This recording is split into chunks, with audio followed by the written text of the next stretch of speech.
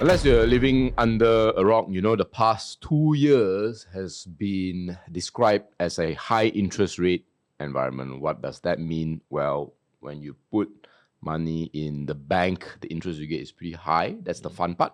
The not so fun part is if you have loans, you will realize that there's been an uptick in the amount of money you have to pay every month, especially housing, cars, maybe even credit card. Yeah. So anyways, the thing about investing is too busy to find stock ideas. Check out Fire Pro to shortcut your research time and effort by 90%. 10% off link in the comments and description. That Warren Buffett once said, interest rates are like gravity on stocks. What he's trying to say is it always links to not just stocks, but also the market as a whole. Yes. What that means is that, if you invest in just purely looking at the stock, that might not be sufficient or that might not be complete. You need to know the environment that you are in. And investing in a low and high interest rate environment have different implications. And today we're going to talk about that. Yeah. So this is how you should prepare. And first, we also need to talk about why we think that you have a high. Not everyone thinks that the interest rates that we have today will persist. Yeah.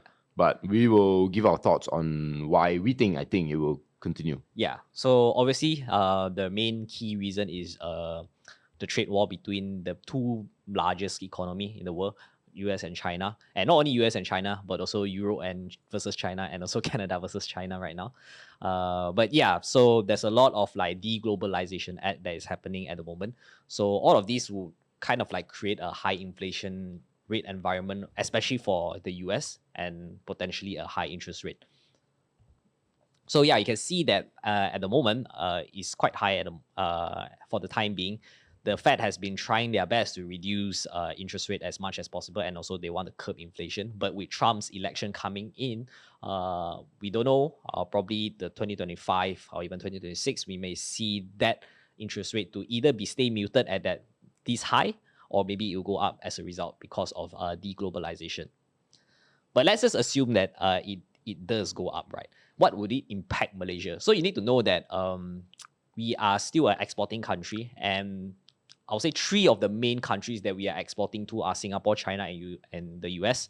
So what this means is that these 3 countries' development, their prospects is very important for Malaysia. So if let's say their prospects is very bad, that they cannot have enough money to spend on expansion, that means our Malaysia will be affected. Not only Malaysia, actually the entire world will also be affected.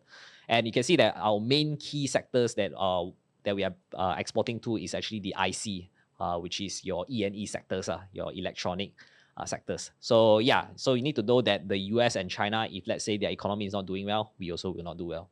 But these are the few strategies that you can employ if let's say there's a high interest rate environment. So number one is you want to look for companies that have a forward high dividend yield stock. So I added this word forward over here. Forward because high dividend yield stock means it only records what happened in the past 12 months. But forward, it means that the future dividend payout will be higher, or it can like derive a higher dividend yield. Now, this is an interesting list on the edge that they showed for the high yield stocks in Bursa Malaysia. You can check it out, but I would say just use it as a reference for your analysis only, because these numbers are all in the past. So you can see that, EcoWorld International has a 40% yield at the moment, but does that mean that they can produce 40% in the future? So what I would do in this position is you get the names. And the obvious question is, how do you know what the forward is? Now, of course, we go into a lot more depth into this in our Fire Pro program, but just briefly, you have a very simple question, right? Of these industries, put them in different categories. Is the industry growing, flat, declining? So then when you properly categorize that, you remove the declining one and you have flat and growing. Now, how I will go about it is then I will filter them by what are their potential dividend yield, like you said. And if it's flat, the industry is flat, then I want them to just maintain. and it needs to be higher than whatever the interest rate is, which Yeah. is what 4%, 3%, yeah. right? Yeah, FD is like 3, let's say 4%. Yeah. So you want something at least 4% or maybe more, 5%. Then you can buy lower than that if the industry is growing and if the earnings are going to grow, and you can expect management to actually pay out Yeah. those dividends. Yeah. So it's not as easy as just, filtering on KYC screener and getting the dividend this and then just buying them. Exactly. You actually have to do some work. Yeah, and there's a lot of assumption over here also, and that's why it requires you to buy companies that you understand best, buy companies that you understand their management, how predictable their behavior is, and all of these things. So yes, just now you mentioned FirePro. We have actually our own list, and we did this list in September, which is actually 1 month ago, before the Age actually published it. But yeah, so if you're interested to know what are the censored names, some of the names that include here are actually inside FirePro. So if you want to know what are the names over there, make sure to check out FirePro. The links will be in the description, and you can get a 10% off using the coupon code there. Now, second point, avoid growth stocks. So I put here asterisk growth because growth stocks tends to have a very high valuation, and obviously the reason why they have high valuation is because you expect them to continuously grow their profits and cash flow, right? Profits actually for the main reason, but yeah, so that's actually one of the main reason, because during high interest rate environment, it actually prevents them from actually growing their company further, because high growth stocks, they require low cost capital to grow faster. When you have low cost borrowing, you have low in terms of cost for raising money from the equity side, you will tend to have more money to actually grow your business, expand, buy capex more, and make your company bigger and whatnot. So if you look at the Magnificent Seven in the US, you can see that they are currently trading at a very, very high multiple. 38? Correct, 37, 38. Versus the remaining 493 companies in the S&P 500, they are trading at around 22, 23. So this actually plays a very good point. Can the earnings momentum continue to justify this high valuation for Magnificent Seven? Because right now, if you look at the S&P 500, I think the only few companies that is actually carrying the weight of this S&P is Nvidia and Tesla. I'll say just these two main things. These two main companies. So if let's say they suddenly announce a very, very bad earnings, right? Obviously, investors will start to panic. And when investors start to panic, that's where the sell-off comes in. So that's the risk that you need to take note of if you are investing in this kind of high growth stocks, is whether they can still continue to grow their business or not. Now, the third one, untouched sector. So this is a strategy that we have been doing for FirePro since the start. We always look for companies that are undercovered, not unloved, untouched, and we look at the best companies over there or turning around companies, and we buy them. So these are a few companies that we think that are still untouched. Palm oil right now, I think it is a little bit touched already. The is going to cancel off soon. But there's a lot of local institutions are still not really giving a very bullish course. That's why I still think that it's neutral. still unloved. Neutral. Yeah, a lot of them are neutral. The second one is furniture. This one, some of the companies have been well covered, but I believe some also has not, especially for those companies that actually export to the US, the Europe, those kind of companies. So maybe you want to check out whether it is worth investigating or not, because the US definitely will be improving if, let's say, Trump is coming in and helping out the Americans back. The third and fourth one, these are plastic packaging. So yeah, I think plastic packaging has been the talks in the 2020, 2021. Then after that, died off already.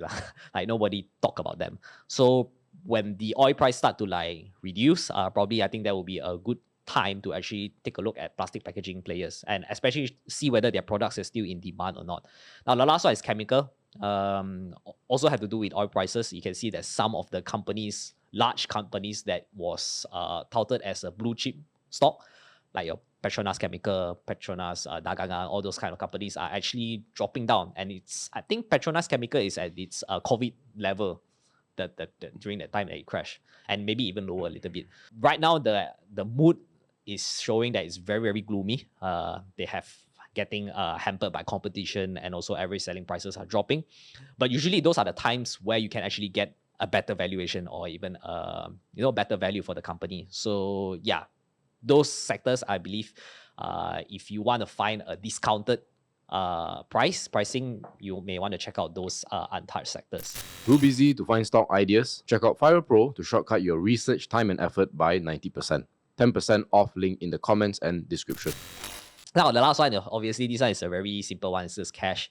If you believe that you cannot find any ideas that can grow your money faster than the interest rate, then I believe putting your cash into maybe a fixed D, or maybe even somewhere that can generate you interest rate, steady interest rate for the long term. I think Buffett is putting in money in the short-term treasury bonds, right? Yeah. So that is his strategy on putting. Because he cannot find any ideas, that's why he's parking his money over there. So that's one of the main strategies that you can employ. Okay, so the few questions that you may be asking over here is, what about IPO stocks, right? Because in the past, IPO has been pretty hot. But if you look at the IPO stocks during September, October, right, you notice that the IPO stock actually has not been performing very well. Yeah, so you can see like names besides about VPs. half are flat, half are going up. Right? Yeah, exactly. So yeah, correct. So 50 right now is 50-50. Last time was actually like 80%, 90% confirm go up, but right now it's like muted a little bit. So you can see that IPO stocks may be something that you want to take a pause and look for companies that actually you think that it's not that where the management is actually honest, right? So for example, like Northeast Group, even though they are muted now, I think they kind of like rebounded back up. But the reason why I say they are honest is because they dare to go public even though their numbers are bad. So yeah, I think that is a very underrated move for them to actually go for public listing. But other than that, you want to look for companies that have a interesting catalyst, and also they are in the right industry that is growing. But what we are trying to tell you from these IPO stocks is just be strict when selecting your IPO stocks. Now, the second one is tech stocks, because tech stocks has been on the low for quite some time already, and it rebounded recently. This one is a little bit tricky because you also need to see how is the US and China situation is going to pan out.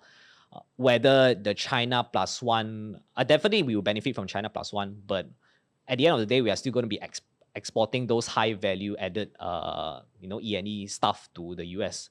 So what if actually the US found out that, China is actually helping us to assemble our tech stuff, and then we export to them, right?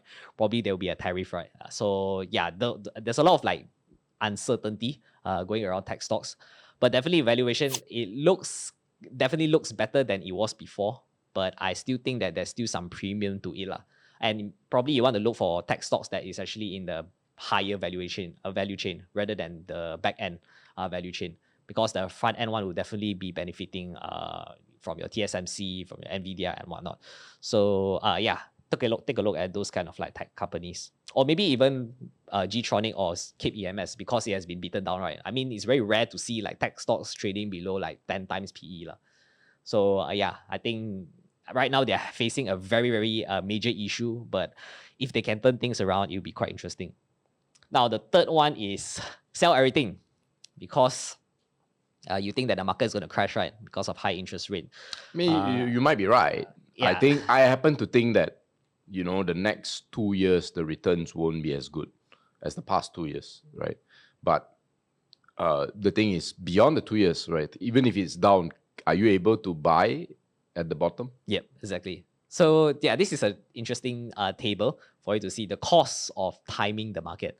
Yeah. So you can see that if you stay invested at all times, your returns are actually much better than you missing out the 10 best days, or maybe even the 20 best days or 30 best days, and it gets lower. But what it means is just that the longer you stay invested in the market, obviously your returns will be better. But this is provided you are investing in the correct company. Okay, if you're investing in a bad company, lousy company, let's say it was once a good company, but because of certain issue that prop up, then it went down, and that actually is your fault, because you need to monitor the progress of the company, whether they are still good or not. So yeah, make sure you stay invested in the right company. So if you want to know what companies we're actually investing during this or potentially high interest rate environment in 2025 or 2026, you can check out Fire Pro. And you can see that our return so far has been doing pretty well at 43%. Right now it's going to be 45, 46%. And we also have another few more portfolios if you are interested in the global scene, whether it's China, US, Vietnam, Singapore, Yep. all those countries, right? We have a new portfolio, which is the Fire Pro Global portfolio of FPG. FPG. Yeah, and we are excited to show you what are the returns in the next month, which is the November one. That one soon when it's near the end of November. And last one, if you are a conservative investor, you prefer to find those high dividend yield and you want to look for the forward high dividend yield companies, then definitely you want to check out the boring portfolio, which is TB, and the returns are actually very good. It's like 8.45%. Surprises up to today. It might be higher, right? Yeah, it's going to be higher a November. little bit. And we started this like since April. April 2024. So it's a very short time and we beat EPF already. So yeah, if you want to know how we do our write-ups and you want to get the sense of how we do our reports, how we analyze companies, how we meet management, what notes do we take, you can check out the free sample. The links will be in the description and comments down below. If not, you can check out the 10% off Fire Pro link also in the description and comments. And with that said, we'll see you in the next video. Goodbye.